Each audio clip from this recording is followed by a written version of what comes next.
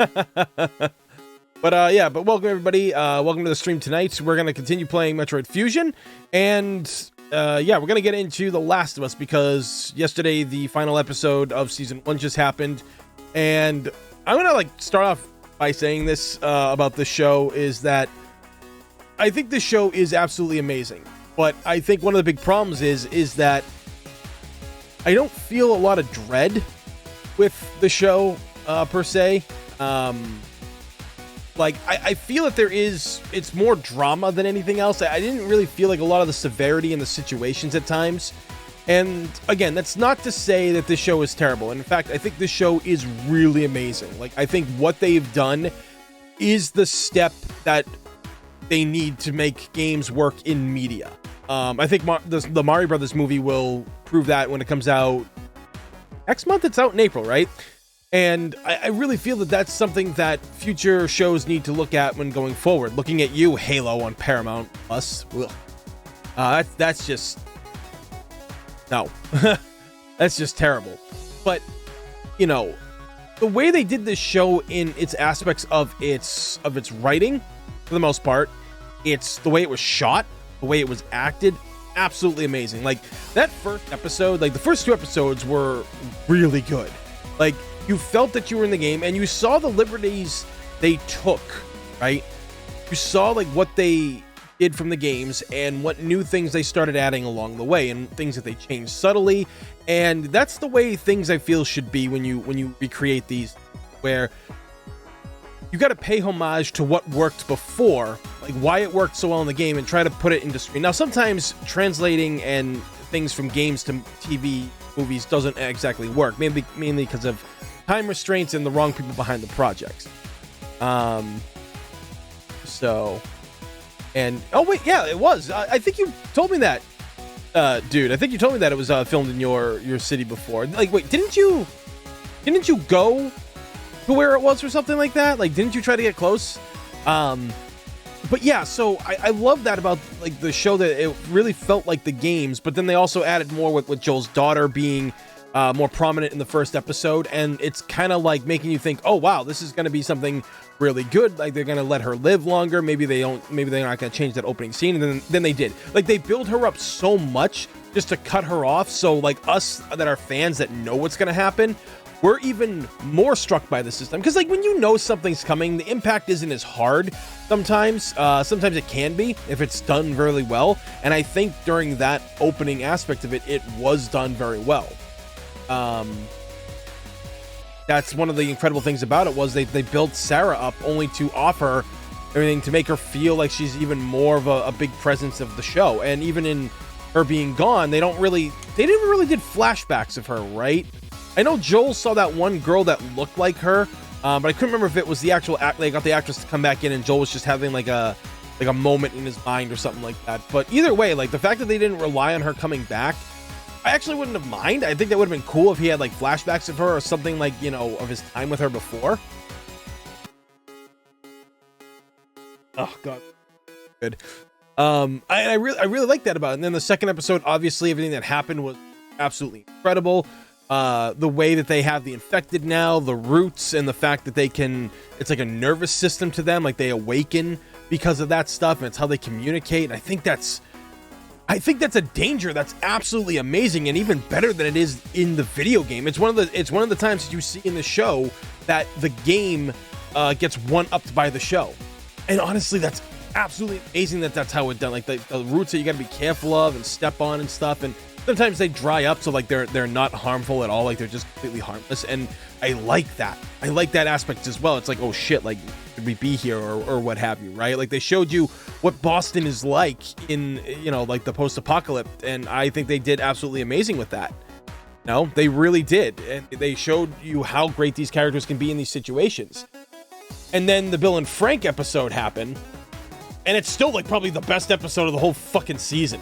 I know there's a lot of people out there, they're oh, they're just trying to push agendas and they're just making it all about this. It's no, they didn't. This was Hollywood doing things right, because I have a lot of friends who I've asked about how gay people are portrayed in Hollywood, and personally for me, I don't think they're portrayed the right way, whether it's Hollywood or TV and stuff like that.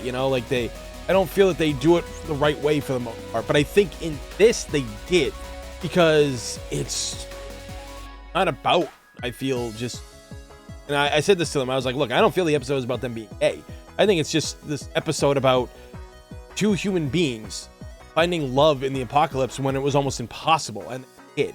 And the way it was written, and the way it was shown, and the way it was fucking acted, and these two actors that, like, I know the guy who played what do you call it? The guy who played Frank, I know that actor is gay, but Nick Offerman isn't. And again, more testament to how great actors can be when they go outside what they know. And I think that episode was truly beautiful, just the way that it was shot. I think, like, the only problem I have with that episode is the fact that they had, what was his name?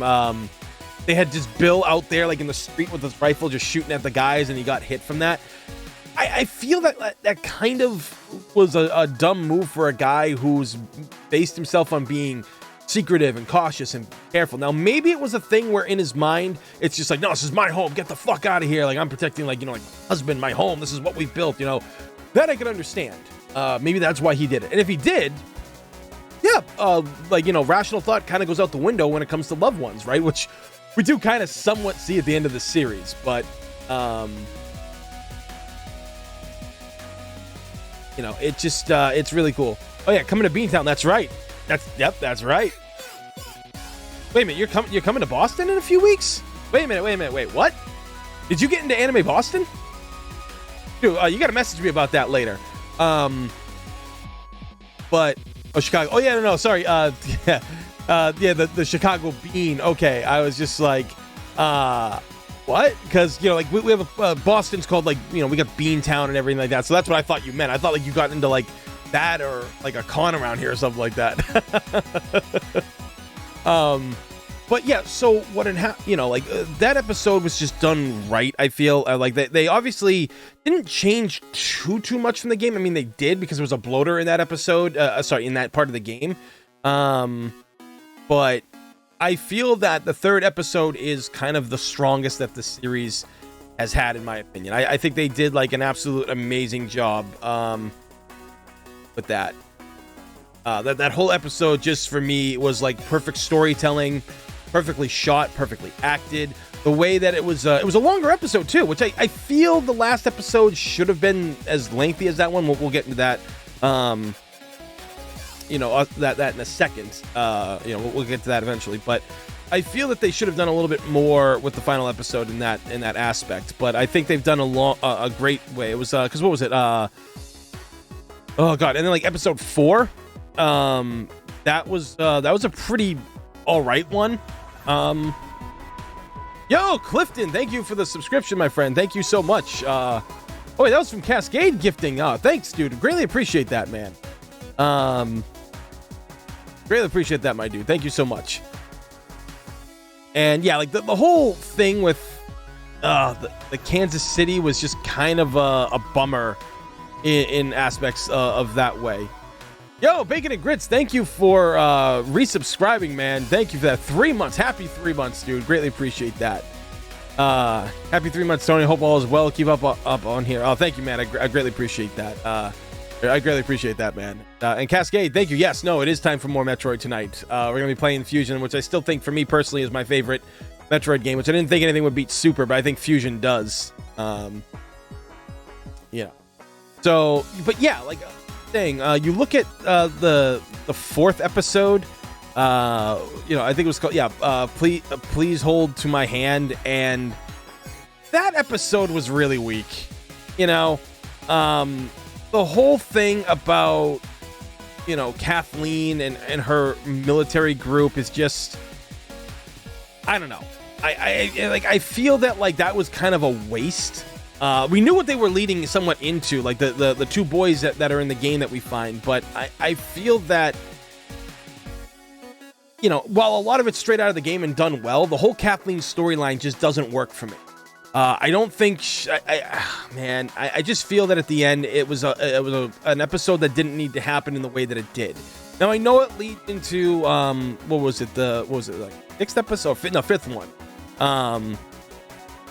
You know, because that's the one where I think the fifth episode is where, isn't it? Yeah, the 5th episode's the one like with the bloater and everything. Like that's the one that has that there. And I like that aspect. I really enjoy the episode like where the bloaters came out of the ground, because it was CGI and it wasn't. They were all fully upped in clicker gear and everything, and bloaters and all that stuff, which was great. The scene was phenomenal, and I think a lot of us wanted more scenes like that. And people will say, "Oh, you'll just get bored of watching people get ripped to death by clickers and fighting them." No, you don't. That was one of the best things about shows like The Walking Dead, was when they actually fucking murdered people on screen because of the zombies and everything, like the unique ways they did that. But and this is the problem like that I feel The Last of Us kind of went into with how things like The Walking Dead and movies like Godzilla, like King Kong versus Godzilla, and even the Godzilla movie before that, is that they focus too much on the humans. Now, obviously for Godzilla, you don't want to focus. I mean, we don't care about Millie Bobby Brown or any of the other characters in those movies. We just want to see these creatures get together and fight. I understand you got to build tension, and you can, but you spend way too less of time on the monsters, and that's the reason. That's your big draw. That's the big criticism for those movies. The same thing with The Walking Dead. The Walking Dead just became drama at one point, and less about the zombies. Now, I granted, I like what they started doing towards the end of The Walking Dead, and that one spin-off series, World Beyond, that got canceled, and they showed that some zombies are reanimating and they can run fast like a Crimson Head, and they can open doors now. I think that's great, and they show that at The Walking Dead of like the walkers using weapons again, which is something they alluded to in the first season and never did anything with. So, I really enjoy that aspect of these creatures being dangerous, because again, we know humans are dangerous. We understand the danger of humans. We know that they're worse than monsters, okay? It just, for me, when they focused on the whole Kathleen thing and her reasoning behind everything, she just lost her mind. It wasn't a character that, like, you really connected with. Granted, the actress is a great actress, and I realized that at one point I was like, oh, man, that's Rose from 2.5 Men. Like, holy shit, like, that's crazy. And again, she did a great job. It wasn't her fault. It was just bad writing, honestly. But the scene with the bloater coming out was great and amazing, but we needed more scenes like that. And again, I'll get to that in a little bit. We'll talk about that a little bit more. I think the episode where they talked, like after everything had happened and they escaped, they did a really good job with, what do you call it there? The rest of that episode, like where the boys are with Joel and Ellie, and I was like, oh, maybe they'll do something different this time. Maybe they'll actually have them last a bit longer. Maybe that they'll be here for a bit longer in terms of for episodes. Like maybe we'll get them and like something happens and the same thing happens in the game just later on, and it'll be more of an impact because we're all here. Like we know what's gonna happen, but they didn't do that. Like they ended it right there, and it was brutal. Like that was absolutely brutal how they handled that. And the way that kid, obviously like transformed and stuff, and how Ellie tried to save him. I don't even think, like, a lot of people said she just did that to keep him calm in his time of dying, but I don't think so. Because she's kind of a little kid still, she's like, she's supposed to be like 13 years old, 13, 14 years old during this. So she hears that her blood is special. So, okay, cool. So like, the blood is special. Like, I'll put it here and, maybe it'll heal you kind of thing. That's her hoping that her friend lives. And clearly that doesn't happen. So it's kind of even more heartbreaking in that way. And I think that was absolutely amazing. But again, the whole Kathleen thing, very weak. I think it was kind of a wasted episode with her. They could have just had the boys on the run. They could have just stole from Kathleen and her people or something. I don't know. Like, it just, for me, it was just all just kind of jumbled and kind of a waste at that point. But then the next episode, Kin, was really good, where they travel and they find where Tommy finally is, and that's absolutely amazing. And the actors they chose at the beginning, I had seen him in a lot of things over the years, so it was great to see that actor back again for that. And it was a couple months after. It was a couple months after the whole Henry and Sam death, so like you could see kind of like how after that it affected them a little bit, and like how cold things were, no pun intended, because they're up in the north and stuff. But like they do a lot of great stuff in this episode between Joel and Tommy, and like they kind of expand upon like what Joel kind of did during those times more, and how much of a broken vessel that is. That's something that I really loved. I felt that they really did a great job of talking about how that worked, like, like how Joel was after Sarah died, and then like we get into it even a little bit more, like, like all the horrible things he had to do. I think the nod to Sarah and everything else as well, and Ellie finding out more about Joel and all this stuff, and like how they're gonna split. He's he can't do this anymore. He's so broken. I like that. I think that they do such a good job in this episode that I think they kind of did it better than the show. Than the game. I think this is one of those aspects again where they do things different. Like the way that Tommy's group finds them, like surrounds them and such, has the dog. Again, amazing point. But I really kind of wish that in this episode we did have some infected. I feel that this would have been much better if infected ended up attacking. If they ended up attacking the place, and Tommy sees for real how much Joel is affected by everything that he's done. He starts seeing Joel have like the panic attacks, and you start seeing that Joel's too injured to do this. The hearing causes problems. Build upon Joel's hearing loss. Like they never really, I feel, truly did that except for that one time. And unless that time like where he got attacked by the guy with the bat, we'll talk about that later on. But I think that would have helped cement Tommy being like, all right, look, I'm gonna go with them. Like I think this is because he kind of just does it anyway. He says like or what? Oh no, he like it gives the option to stay with Tommy, and obviously Ellie goes with him. But I think that would have been a great thing to do. And then Ellie's like, no, I'm staying with him, and giving Tommy a son. The son's gonna be born this time. I think that adds to, again, more reason I think that it did it better than the game. It's because they're adding that urgency. Now he's got a kid coming, and Joel should understand that, but Joel doesn't because he's kind of only like seeing it one way in many ways. And I love that. I think that's absolutely amazing that's how they handle that scene. And the way that Tommy and Joel met in this, again, better, like great in the game, better in the show. Like you really felt that, like this whole building up to try to find Tommy and stuff, and now they have. Like it's absolutely amazing how they did that. Like that meeting of the two of them together really cements like where these characters and these actors are, honestly, like how these actors are and everything. So absolutely. But at the end of this episode, they do make it to Colorado, and like they have that Raider moment. And to be honest, like I love the part with like the monkeys. I love them like in the place, and like the fact that like that it was kind of like alluded that monkeys could have been a problem with the cordyceps or stuff like that. They start talking about different things. I think that was really done well. But I love the fact that whole interaction. But what I didn't like is that one of the Raiders ended up stabbing Joel with the broken bat or whatever it was, and I didn't actually feel that they did that part right. I feel that was a safe bet. I think that to really like hone in the danger, it should have been right from the game at that point. This is one of the situations where pulling from the game would have been better, where Joel gets knocked off the balcony with the guy and he gets impaled on that rebarb, right? Now, some people are saying, oh, they're not going to do that because The Walking Dead did it with Rick in Rick's last episode that he was in, like as a series regular. And I was like, yeah, I mean, I get that, but technically The Walking Dead did it, The Last of Us did it 10 years ago when The Walking Dead just started out. So, I feel that it would have been a bit more severe having, Ellie like trying to push him off the rebar while he's shooting that guy that comes in the door. I think that would have been truly like an amazing thing to do. I think that would have been great. And then obviously the episode after that, that they did, what was it? Left Behind.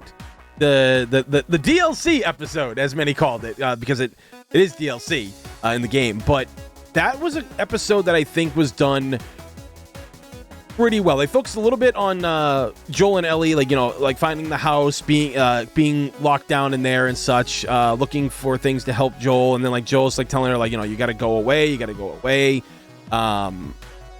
then obviously that doesn't happen. Then we get the flashback to Ellie with her time in the being under watching care and all this stuff, and all the problems that she goes through, her best friend disappearing, they thought that she died.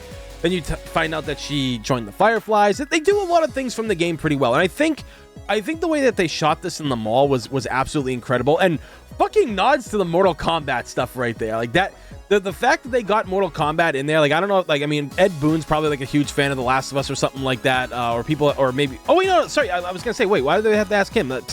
Sorry, HBO is owned by WB, like Warner Brothers. So, of course, like, that Warner Brothers owns Mortal Kombat, NetherRealm Studios. So yeah, that's why it was in there. And I love that aspect of it. I love them playing the games. I thought it was great. The fact that they were just being kids in a world where being kids wasn't really an option. I think that the actresses really did a great job with that. I feel that they did a great job, and I love that. I absolutely think that was the shining star of that episode, was them just being kids, and then obviously being attacked by the clicker and everything. Again, it was great to have that one, but I think some more would have been more like it would have been a better option for more terror to like give you that sense of that, you're never really safe in this world. And a few more I think would have been cool.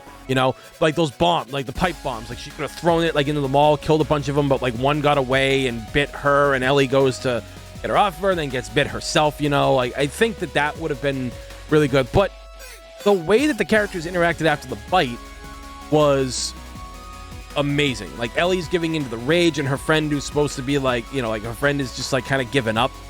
I think that was great. I think the way that was put together and acted was amazing. But again, so I think could have used a few more clickers. Again, I know I'm going to keep saying this a lot. I know a lot of people in the comments when I put this up on my YouTube channel are not going to enjoy it, but I think that's just the way that it should be for this. There's a time and a place for everything, and I think that they've missed that kind of mark. Again, the drama of the show can be good, but I think the feeling of dread in the main storyline when it's not flashbacks is kind of missing at times. A lot of people don't believe me about that, and then others do, and I'm glad that people can see what I'm trying to say. But then, obviously the next episode was We Are in Need, is the famous cannibal episode. And for the most part, this was done good. I'm sorry, like, I didn't buy the guy playing David in this. I did not buy him at all. The funny thing of it is, I've said this before, I think Troy Baker would have been the better David. Or, if you'd actually gotten Nolan North, because, Nolan North did David in the game, and that fucking performance was unfucking believable. And I feel that Nolan North or Troy Baker could have been easily a better David than Scott Shepard, who was the guy that they got to play him. And in some ways, like, he did embody what David is, but I didn't feel that feelings from him. One of the best examples I can give is that when they're waiting for Troy Baker's character James to come back,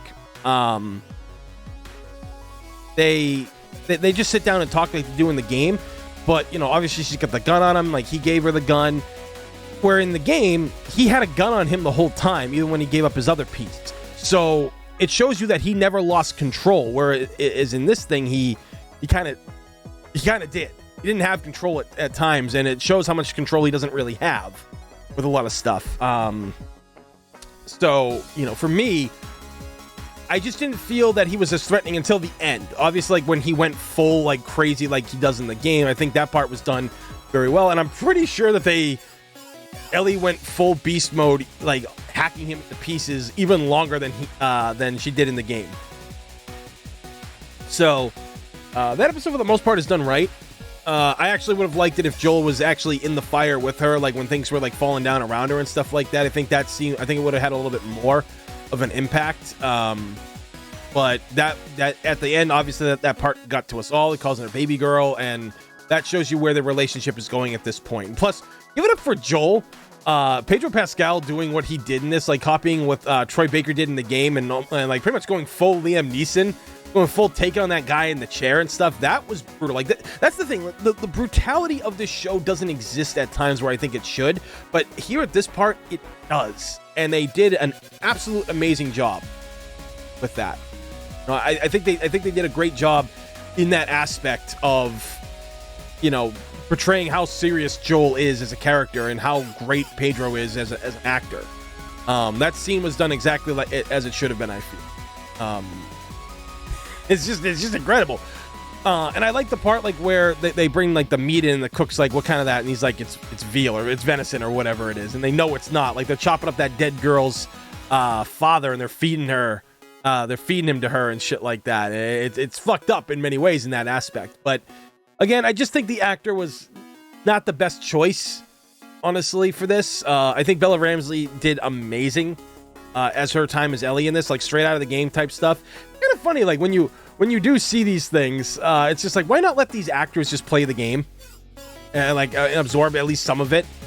You know, I get Neil Druckmann's behind it, and you know, it was proof that it worked. But a lot of my actor friends would say, no, you should be letting people study these characters. And apparently Bella actually did. She actually watched some scenes from the video game, even though she wasn't supposed to. So, you know, kudos for her for doing that and acting like the real life Ellie. But yeah, the cannibal episode was still good. But again, the dread, it just, you know, that whole scene like where they're talking and they're just waiting for James to come back. In the game, obviously there were swarms, and that's one of the biggest parts where we needed the clickers. We needed the clickers in the cold. We could have had a bloater come in and attack, because that was where Ellie could have ended up trusting David, because obviously she didn't trust him for the beginning. And there could have been a situation like this where the clickers come in, he saves her like twice. She returns the favor by shooting a clicker that's about to bite him in the back of the head or something, you know? And that's like where like she realizes, oh shit, like, you know, maybe he is a good guy, right? And I think that, and I don't know about you guys in the chat, but maybe I'm wrong about that, but I think that would have helped cement like their connection a little bit more. Then the twist happened, you know? Then her guard gets let down.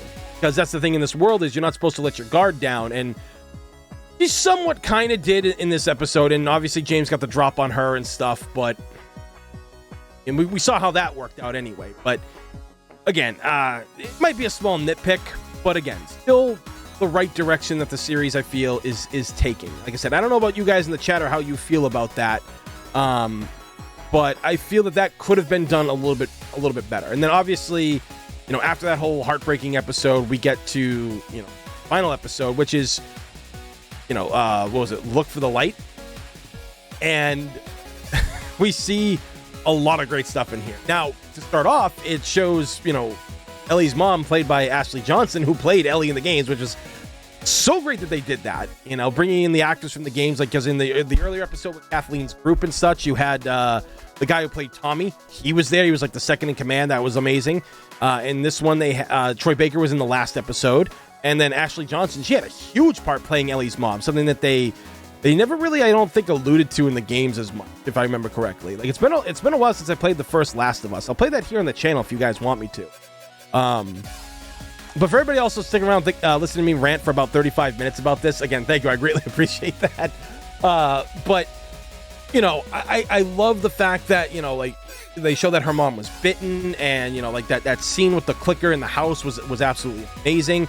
Kind of interesting to see how, like, she, like, maybe the clicker heard her, like, groaning and stuff like that. Maybe that's how she found her. But again, still very strong episode to start off with. And the fact that Ellie's immune because, you know, immediately she got bit. But I don't see, like, I don't really feel that, like, by the time she cut the umbilical cord, like, I mean, she cut it really fast, right? And I don't feel that the cordyceps spread that quickly. No, I don't feel that it spreads that quickly from, like, what we've seen in the game and in the show. Maybe they changed it. I'm not too sure. You know, oh yeah, no, this is a spoiler. Yeah, PlayStation 9. This is a spoiler review, so you got to be careful here. You know, oh, that's right, Proxy. That's right. You don't have a you didn't have a PS3 or PS4. You were strictly PC. Yeah, and for those of you who don't know, at some point this month they are releasing The Last of Us, the original Last of Us, on PC. So I'll be playing that as well.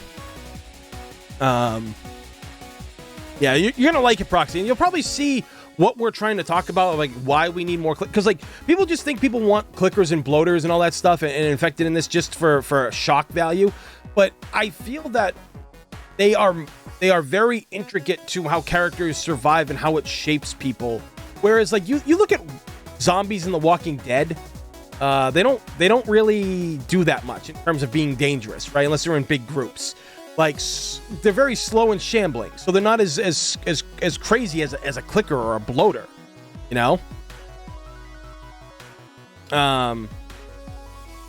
So yeah, maybe it does make sense, Cascade. Maybe Ellie, like the reason why she's immune makes sense. But I don't know. I just feel that does that mean like all the other kids that are born in this new world are infected, or like do we have to infect people and then like while they're pregnant, about to give birth, have them get bit, and then obviously cut the cord? And does that mean everybody's gonna be away? So it's like, so I don't know. To me, it just seems weird, but we'll see.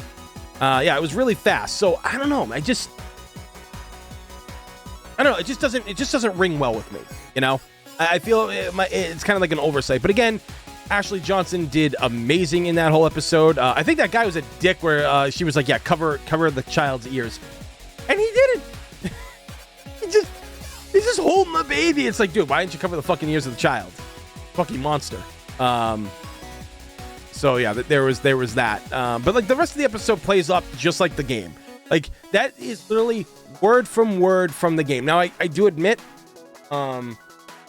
I think there should have been, this is what I would have done with this episode, because they did it, like I said, they did it beat from beat, which can be great, but I think this was the chance where they could have changed things up a little bit more. Them getting ambushed with a flashbang.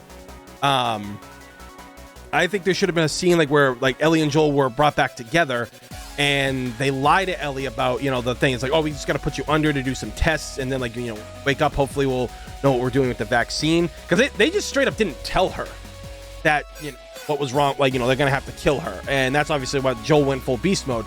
But I think it would have been best if they lied to the both of them and everything, saying that like, hey, like we found some stuff out. Because obviously, Marlene had to know that Joel would have become so attached to Ellie. Like they could have lied about stuff. They could have sent her off, and then Joel realizes that it's all a lie.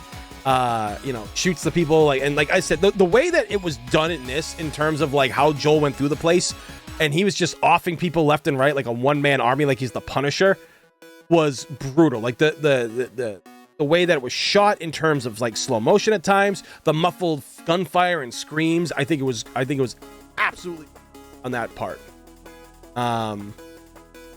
They did really good. And then eventually, the way that like when Joel goes in, that guy grabs the scalpel. I'm like, really? You're gonna put that in? You think a guy with a scalpel is gonna be able to like get to the guy who's got a gun pointed at his head? I was like, come on, you could have changed that a little bit. You could have had it been like the doctor that was behind Joel and he goes to get him and Joel like turns around and fires a gun at him or something. Could have done that.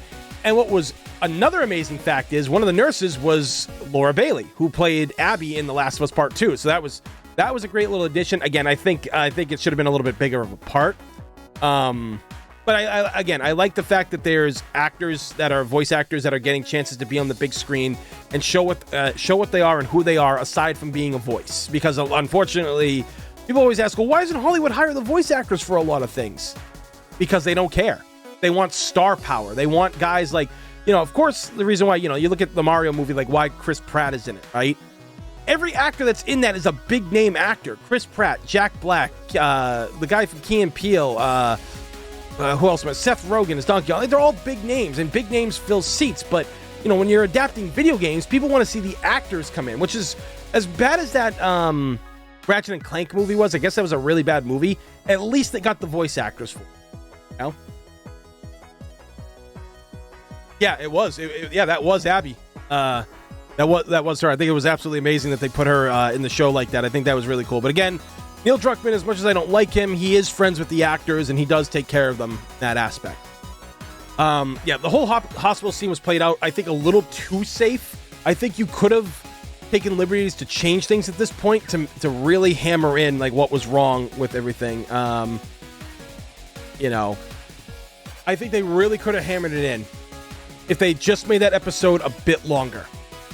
I really think maybe some more like when Joel finds out what's going on, like he starts like getting like all like muffled, and he starts kind of like, you can see him slowly start losing it. The gears are turning. You know what he's gonna do, but then it flashes back to times like with him and Sarah. I think like maybe like a smaller flashback of like Sarah before she died. They're like them just living together even more. Really hammering it in that Joel cares for Ellie. And I think that flashback with Sarah would have helped cemented that, where he, like, he snaps back to reality. It shows him just now being escorted by the guys, and that's when he just, like, fucking, like, elbows them and, like, grabs the gun and shoots them and shit. Like, I think that would have been a much better aspect for them to have done that, for Joel to really hammer it. Because one of the things I also kind of felt about this was that Joel and Ellie kind of didn't get enough time together, I feel, whereas that's something that I think the game did very well, was that, because you're partnered with her throughout the whole game, you're with her a lot more. Whereas I kind of feel that them coming together, while it does work, I think kind of the lead up to it at times just didn't. I think it could have been more built upon. But again, we had the DLC episode, the Franken, what was it? Frank and Bill episode. I think that, not that took away anything, because again, best episode of the season in my personal opinion. But I think at the end of the day, they could have taken the liberties to change a lot from the final episode, while still keeping what that episode meant intact. I think that that's what they could have done, because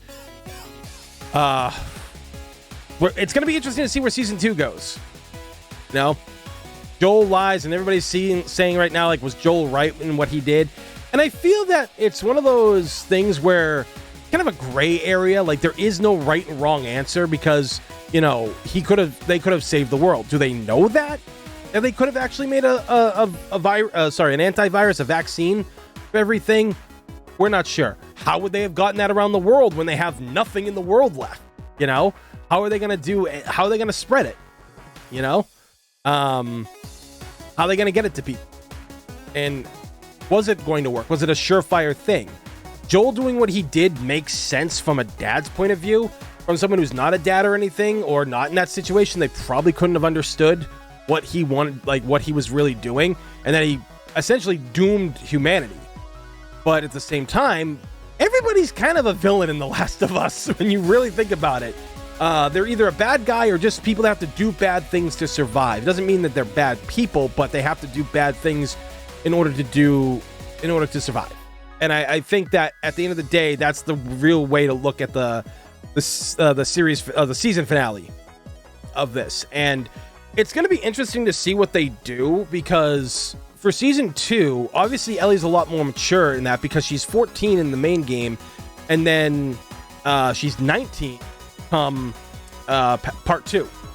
Now in real life, Bella Ramsey, she is actually 19 years old, but she still kind of looks a little bit young for her age. So maybe they'll digitally age her up. They've got the technology to do it.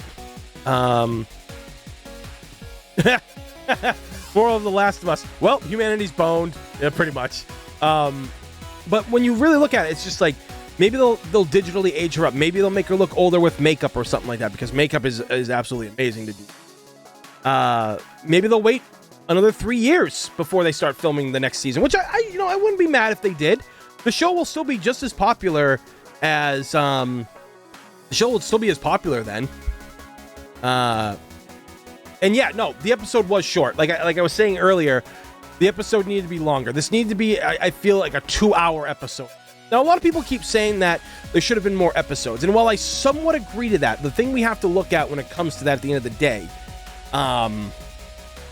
the problem with that is we run the risk of it being like The Walking Dead.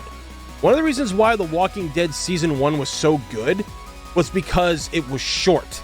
Every episode was a winner. There was no bad episode in the first 6 episodes of The Walking Dead. And Season 2 happened, and then they were like 3-4 episodes too long, where they were on the farm doing absolutely nothing. Because, people gotta understand, in the comics, the farm was a really short part. No? That was a really short part in the comics. Like, hell, most things. Shane got killed in the first season. First issue of the Walking Dead comics. But I feel that longer episodes, I think, would have worked versus having more episodes. Really look at it at the end of the day. That is something I feel is 100% real. I think that is what they should have done. And I hope they take that liberty when Season 2 comes out. If they want to wait 2-3 years to start filming it, I'm okay with that. Keep it the same length of episodes. Keep it 9 episodes. Keep it 10. They might add more because they're probably going to focus a lot on Abby's character in this. So we'll get off right there. So we'll see what happens at that point. You know, I don't know. I feel that there could have been longer episodes, not more episodes, just longer episodes. And again, the whole thing about us needing more infected, the infected need to be present to show how bad the state the world is in, and not just people, right? We didn't really like get a level of gore that I really would have expected to see when it came to The Last of Us. Like when it came to the bloaters and the clickers and the infected killing people, like you really didn't see much of it.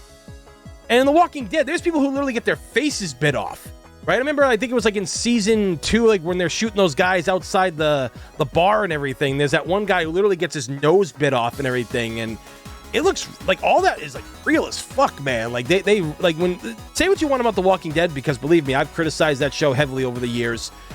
When they wanted to do brutal scenes, they did it. In this one, not so much. People are like, oh, like the guy who played, you know, Tommy in The Last of Us, he got ripped in half and everything. You know, it's just like, yeah, but it was almost off screen. It was so in the back that he was blacked out for the part. Like the color scheme on him, like there could have been a lot more where people really got bit, and they could have made it look more realistic. Put some more money into that. I feel that the brutality of that is what the show needed to really make you think, hey, shit, yeah, the infected are a danger still. It's not just people.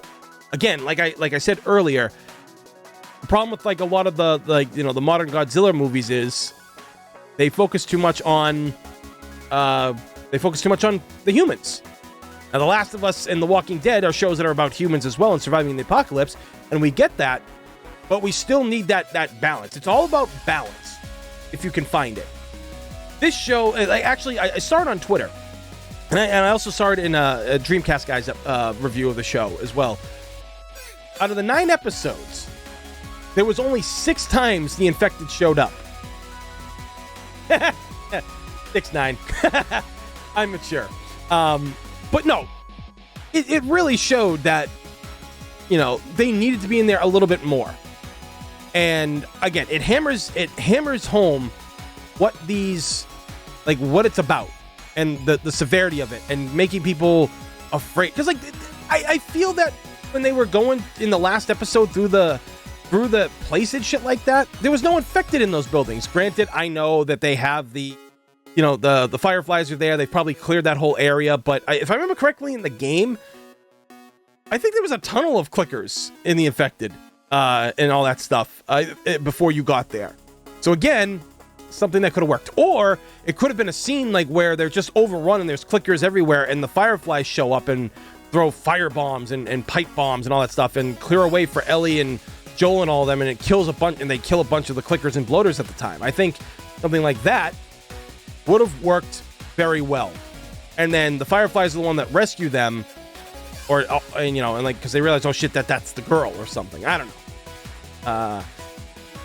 know. I just feel that at the end of the day, for The Last of Us, there are things that they did miss. I don't feel that the show is as the threat doesn't feel as real as times, but the acting, the cinematography for it, and the way characters are shown, and the fact that they talk about how Joel wanted to commit suicide at some point, which is why he's deaf, because like he pulled the gun away last minute, and it made, that's how he got the scar and all that shit. So he's deaf from trying to kill himself and pulling last second away. So that's something that, just say that that's what it should have been. That again, personally, how I feel.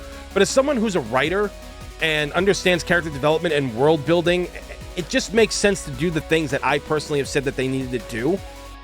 Again, I'm not sure why these things happen like they do, or it's the creators in charge. But either way, that's my review on The Last of Us Season 1. Season 2, again, maybe they'll wait till Bella Ramsey gets a little taller, if she's going to get taller, I don't know. But maybe she'll look a little bit older in a couple of years. Maybe they'll just do makeup to make her look older. Or maybe they're just going to go a completely different route, because a lot of people hated Part 2.